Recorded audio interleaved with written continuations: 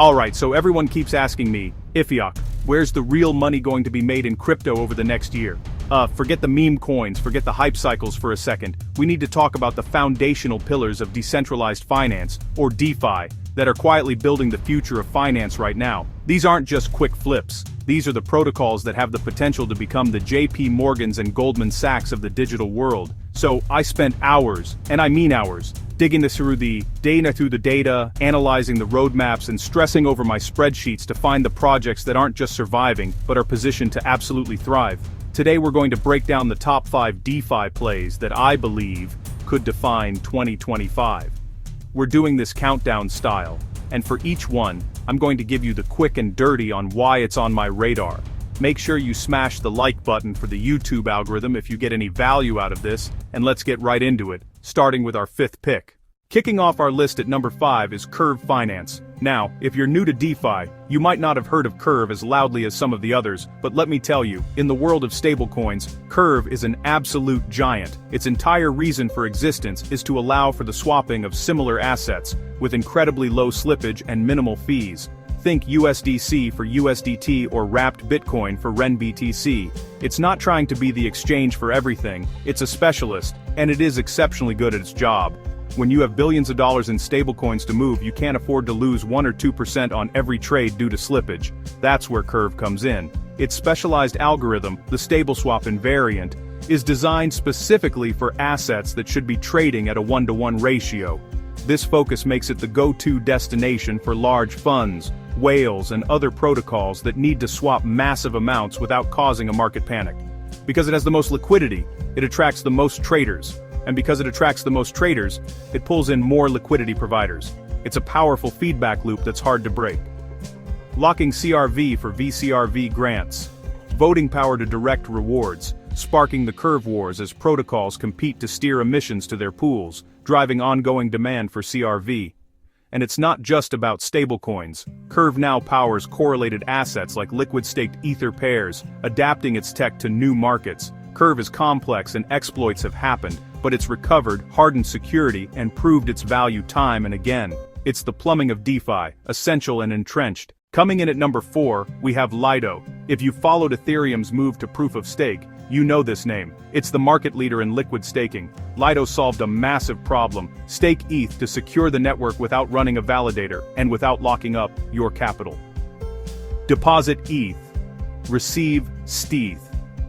It represents your staked ETH plus rewards, and it's liquid, so you can trade it, use it as collateral, or provide liquidity while still earning. STETH is the most integrated liquid staking token across DeFi, accepted on Aave, MakerDAO, and many others, giving Lido the deepest liquidity and strongest network effect. As more ETH gets staked, brand recognition, ease of use, and integrations mean a significant share likely flows through Lido. Lido earns a fee on staking rewards, split between node operators and the Lido DAO treasury, a scalable, direct revenue stream. The biggest headwind is centralization risk. Too much validator share could threaten censorship resistance, prompting real community pressure. Lido is pursuing distributed validator technology to decentralize validators, and LDO governance will be key to navigating growth responsibly. Ultimately, Lido unlocks otherwise idle capital at massive scale, with a clear model, huge share, and powerful network effects, too strong to ignore. Monitor centralization, but Lido's position as the gateway to ETH staking for the masses makes it a defining force for the years ahead. Number 4, Lido, the liquid staking king. Alright, for our number 3 spot, we have to talk about the OG of DeFi, MakerDAO. It's the protocol behind DAI, one of the oldest, most resilient, and most decentralized stablecoins. DAI has weathered every storm. Users lock collateral, ETH, WBTC, and even real-world assets into vaults to mint DAI. DAI stays over-collateralized, governed by MKR holders to maintain its USD soft peg. Maker's endgame plan restructures the DAO into specialized meta-DAOs, an ambitious push to scale governance and resilience. Its embrace of real-world assets like tokenized real estate and trade finance bridges trillions from TradFi into DeFi, making DAI more stable and scalable. Maker charges stability fees to DAI minters, paid in MKR, which is burned, So as DAI supply grows, protocol revenue rises and MKR supply falls.